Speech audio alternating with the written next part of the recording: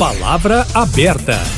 A reforma agrária voltou ao foco de discussões nos últimos dias, depois da invasão da fazenda Aroeiras, em Lagoa Santa, por cerca de 500 famílias ligadas ao MST, o Movimento dos Trabalhadores Rurais Sem Terra. A fazenda é considerada improdutiva pelo movimento, mas os herdeiros da propriedade afirmam o contrário. A invasão repercutiu bastante no meio jurídico e político. Foi realizada quarta-feira uma audiência de conciliação na Justiça e o governador Romeu Zema se manifestou sobre o fato. Ele citou as dificuldades enfrentadas pelos produtores rurais e afirmou de forma irônica que os produtores terão que filmar suas atividades a partir de agora para comprovar suas atividades.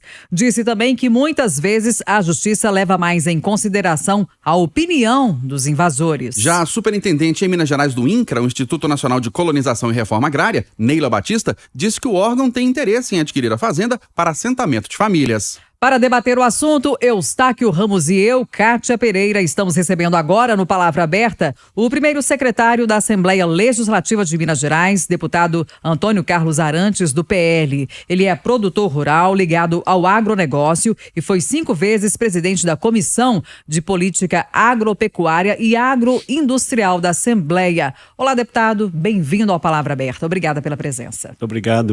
Muito obrigado, Kátia. Obrigado, Eustáquio. Uma satisfação e alegria poder falar com vocês aqui nessa rádio tão importante. Estamos recebendo também o Frei Gilvander Moreira, assessor da Comissão Pastoral da Terra em Minas Gerais. Frei Gilvander, olá, obrigado pela presença. Gratidão pelo convite, Eustáquio Ramos, Kátia. É uma alegria, uma grande responsabilidade estar aqui ao lado do deputado, né? Já quero alertar aqui que as mais de 500 famílias lideradas pelas mulheres do MST fizeram em Lagoa Santa. Não foi invasão, foi ocupação. Não são invasores, são ocupantes. E na avaliação do senhor, então, deputado Antônio Carlos Arantes, invasão ou ocupação?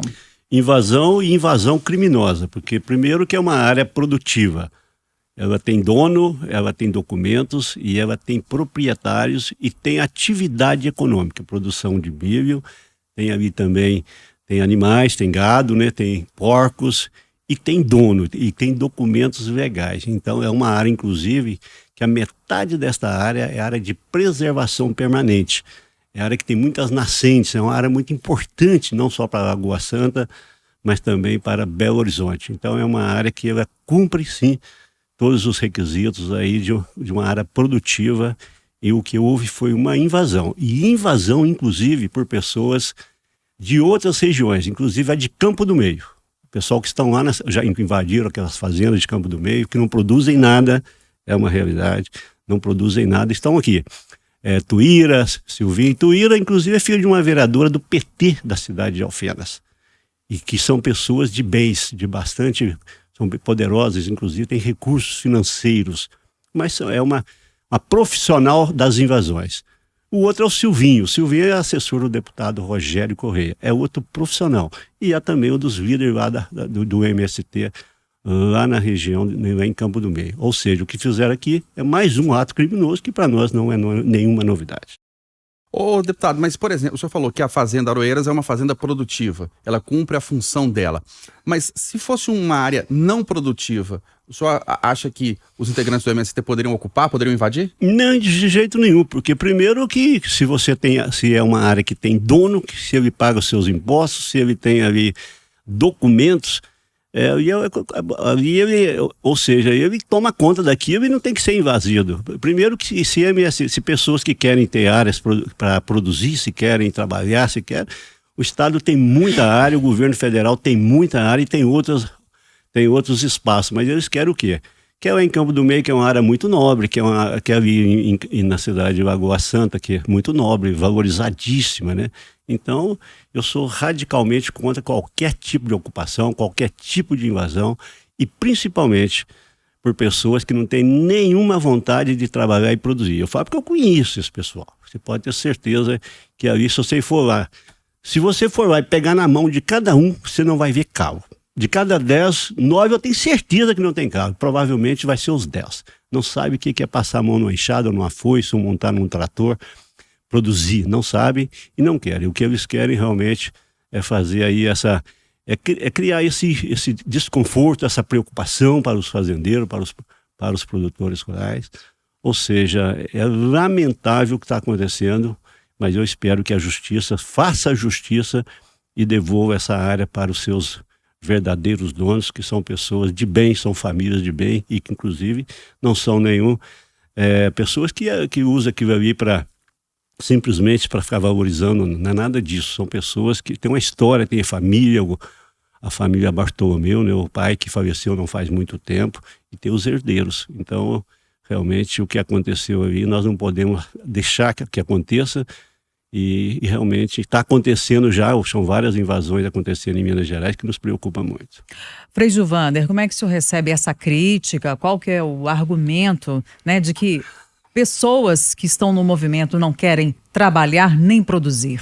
Ô, Kátia, eu, Frei Gilvander, já com mais de 60 anos, né, já fui explorado pelos latifundiários de Minas Gerais, do noroeste de Minas Gerais. Estou há mais de 30 anos na Comissão Pastoral da Terra. Já fiz também uma pesquisa de doutorado sobre a luta pela terra de Minas Gerais, inclusive sobre a luta do MST no sul de Minas também, envolvendo os assentamentos, especificamente os 11 acampamentos lá da Ariadnópolis. E lamento, e tenho que dizer aqui que a fala do deputado é totalmente contraditória e desrespeita a Constituição brasileira, né? Porque já está com jurisprudência do Superior Tribunal de Justiça, da lavra do ex-ministro Vicente Sernicchiaro, que a luta do povo camponês que faz as ocupações de áreas abandonadas, que não cumpre a função social, é algo constitucional legitimado. O ex-ministro Vicente Sernicchiaro, numa decisão, referendou isso. E tem muitas decisões. E depois repudiar aqui essa fala do deputado também, porque parece que ele está pensando que que o Brasil ainda seria regido com a Constituição Imperial de 1823, que foi outorgada e que prescrevia o direito absoluto à propriedade.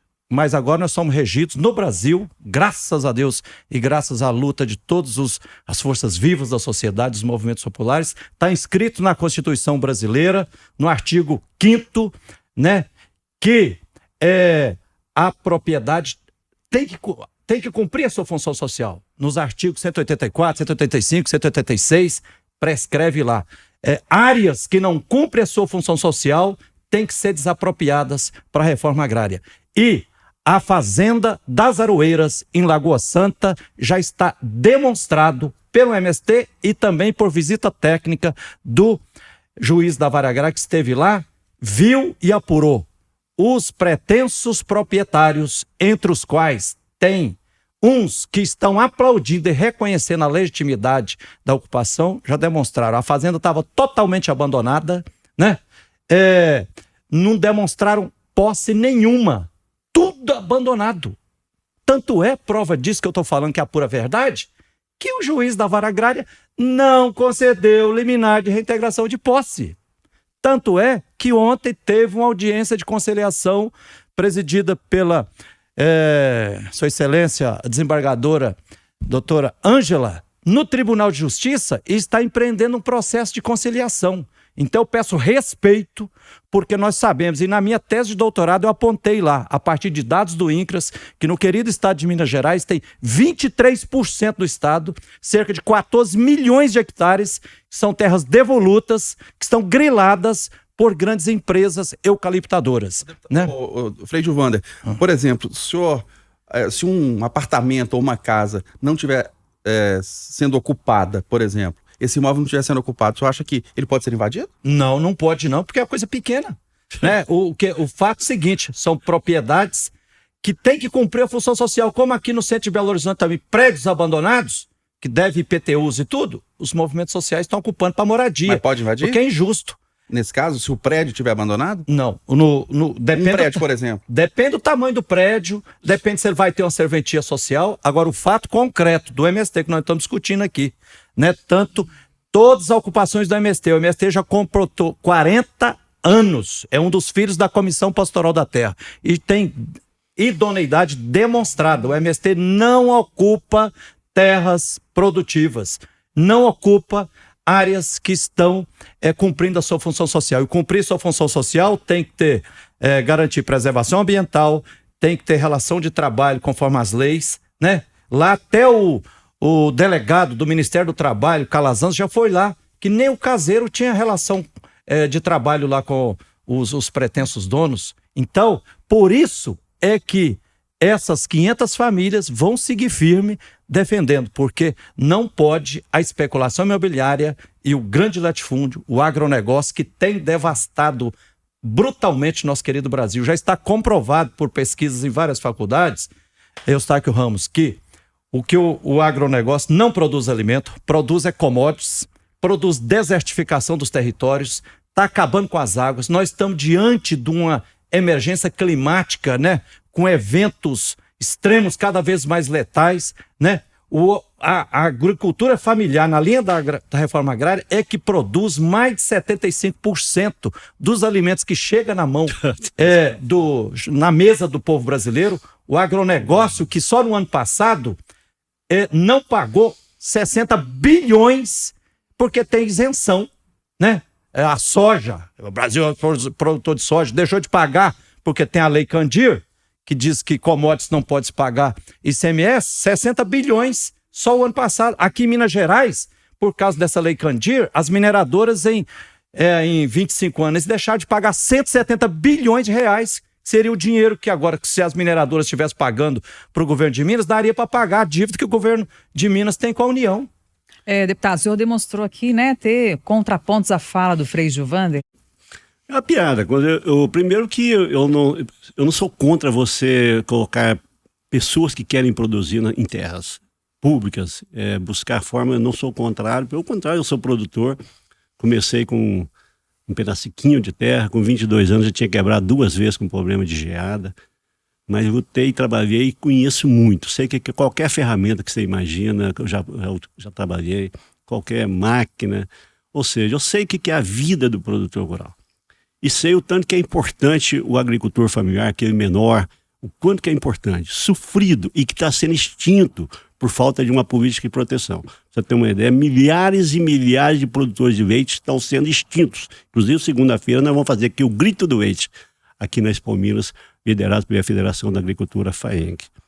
Ou seja, esses produtores são massacrados e são de uma importância muito grande e não são protegidos. Por quê? Porque hoje o governo federal faz questão de importar mais de 10% do leite que chega nas gôndolas do povo brasileiro. Enquanto nos outros governos passados, no máximo chegava a 3%. E está acabando com esse produtor. Mas quando se fala de tamanho, de quantidade do pequeno produtor, realmente são mais de 75%, praticamente mais de 80% dos produtores são pequenos e caminhando para médio produtores. Mas quando eu disse que 75% do que chega na mesa do brasileiro é do pequeno produtor, é uma narrativa que eles sabem fazer, mas não é verdade.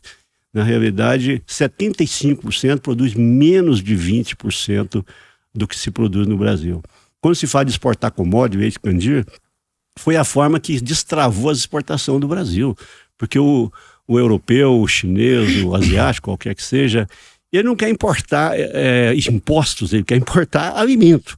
E foi aí que o Brasil tornou competitivo na sua exportação.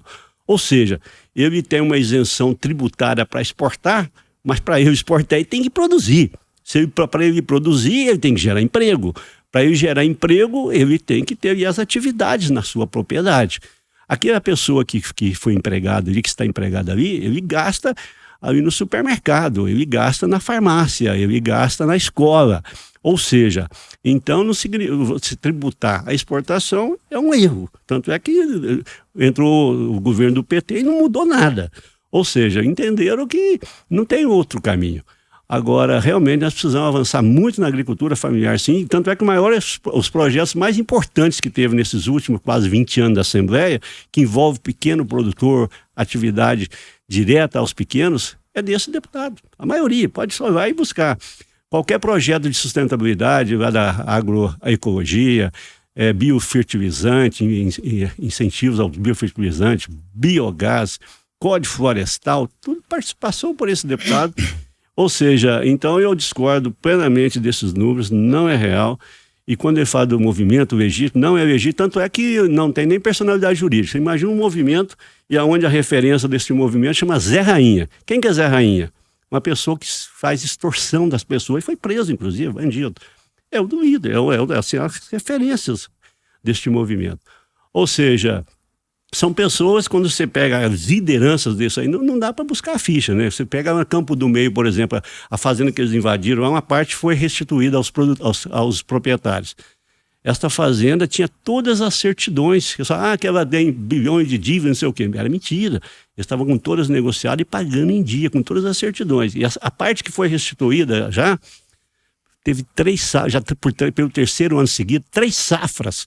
Soja, milho e também entra um plantio alternativo, muitas vezes aveia, o trigo, também na época da seca. Do lado está lá, é matagal.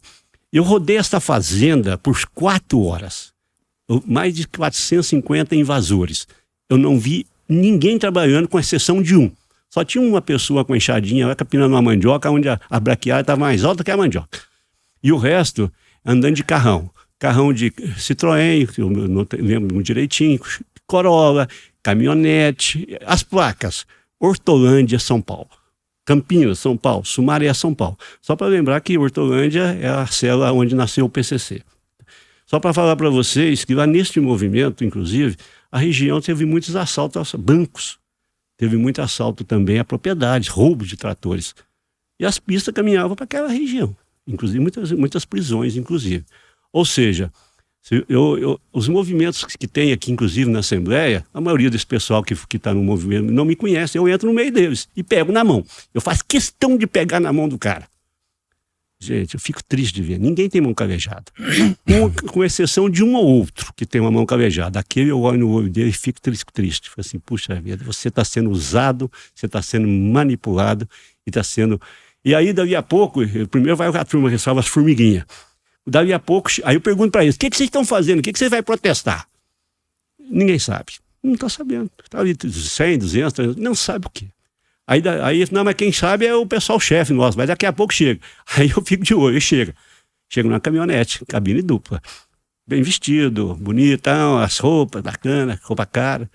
Esses são os líderes. Então, este é o movimento dos invasores, é um movimento criminoso, e que no governo Bolsonaro eles ficaram apagados, né? Tanto é que os números foram assim... O deputado, precisamos repartir o tempo aí, por favor. Fala, tá? Daqui a pouco você pode falar, você fica tranquilo. Mas também não é justo, no governo Bolsonaro, tem que ser igualdade de tempo, foram né? pouquíssimas invasões e tiveram que sair. Hoje, no governo de Goiás, de São Paulo e tudo, está tendo a mesma coisa. Mas em Pernambuco, né, o pessoal mais da esquerda continua. Ou seja, então o que a gente vê... E agora, mas o principal que eu gostaria de falar, depois o Frei Gilvan fica à vontade. Deixa o tempo para eu responder, né, deputado? A hora que, por favor. Mas só para deixar números claros, uma coisa que o MST, o movimento, não quer é legalizar as propriedades. Porque essa pessoa pega ali aquela propriedade e legaliza para ele não fica mais dependendo do governo, né? Ele não fica mais dependendo do movimento. No governo Bolsonaro foram mais de 410 mil pessoas que tiveram o título, né? Titula Brasil, terras públicas, contrato de concessão de direito e título de domínio. Isso só no governo Bolsonaro, 4 anos. No governo Temer foram 208 mil, é muita gente. Foi o Temer, inclusive, que criou esse programa, foi bacana para danar. E no governo do PT, em 13 anos, apenas 265 mil. Ou seja, o que eles não querem é legalizar para aqueles que já estão assentados. Você não quer deixar eu falar não, né? Pois não, Frei Gilvander, pode fazer outra ponta. Falar, exatamente, porque debate, palavra aberta, palavra ser aberta, no mínimo tem que ter equidade, igualdade de tempo, né? Então, infelizmente, como está em baila no Brasil ultimamente, a turma da extrema-direita, do agronegócio, continua caluniando, difamando e soltando um monte de calúnias. Eu quero dizer aqui, como ele citou 3 pessoas aqui, conheço há 30 anos o Silvinho, a Tuíra e o José Rainha. E o que o deputado falou que é calúnia. Silvinho, Tuíra e Zé Rainha são pessoas idôneas, inclusive ameaçados de morte. E quero informar aqui também, outra mentira que o deputado falou específico aqui, o Zé Rainha não participa mais do MST, ele participa da Frente Nacional de Lutas. E tem que informar também aqui, Eustáquio Ramos e Kátia, a grande ilegalidade, a arbitrariedade que o governador Zema está fazendo ao manter, ao ordenar e manter a Polícia Militar de Minas fazendo um cerco lá na ocupação das 500 famílias do MST em Lagoa Santa, sendo que não tem nenhuma decisão judicial para reintegrar na posse lá. Então, é uma ilegalidade absoluta que temos que protestar aqui. Outra coisa que eu tenho que informar aqui é que o agronegócio, o latifúndio que o deputado está defendendo aqui, é o que nós da Comissão Pastoral da Terra, que tocamos desde 1985 uma campanha permanente por erradicação do trabalho escravo, e eles vêm disseminando exagero de agrotóxico, trabalho escravo, como foi, por exemplo, em Unai, né, que chegou na chacina lá de 4 fiscais do Ministério do Trabalho, né? Tem que informar aqui também as pessoas para que a verdade, Jesus Cristo falava que a verdade liberta, a mentira oprime. Então, em nome da verdade, eu quero referir, porque está na minha pesquisa de doutorado, a Fazenda Ariadinópolis, em Campo do Meio, no sul de Minas, né, que o deputado fala aqui, ela estava totalmente abandonada, sem cumprir a sua função social, era uma usina de cana e álcool abandonada, devendo bilhões de dívidas trabalhistas, onde trabalhadores foram assassinados, e o MST ocupou ali, e hoje são mais de 500 famílias gerando vida e produzindo alimentos saudáveis naquela fazenda ali. E a única solução justa para os mais de 11 acampamentos lá da Ariadinópolis, titulados como Grande Quilombo Campo Grande, e aproveita aqui para cobrar do governador Zema e também do presidente Lula que desaproprie, para finalizar, uma vez por todas, aquela injustiça que vem, essa pressão lá em cima sem deslindrar isso aí. E outra coisa, quero alertar aqui também, é um absurdo, né?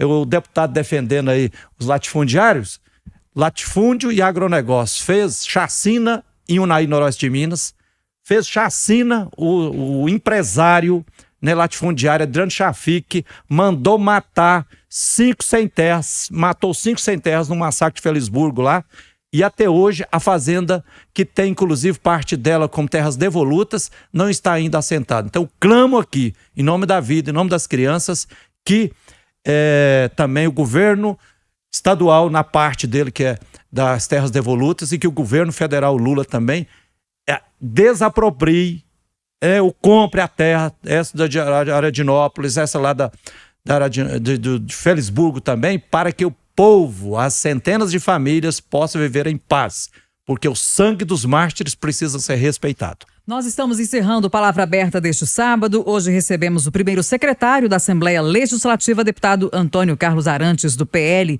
que é produtor rural, ligado ao agronegócio, foi 5 vezes presidente da Comissão de Política Agropecuária e Agroindustrial da Assembleia. Obrigada pela contribuição. Até a próxima. Muito obrigado, eu que agradeço. Mas só fazer um pequeno complemento, quando fala que o agronegócio oprime, assassina, quando se generaliza, você comete crimes. Isso é um absurdo. Se teve conflitos e se hoje chegou-se ao ponto que não deveria ter acontecido, isso não significa que o agronegócio faz isso. O que o agro faz é colocar comida na mesa do brasileiro e de pessoas do mundo inteiro, de mais de 1 bilhão de pessoas. Mais de 1 bilhão.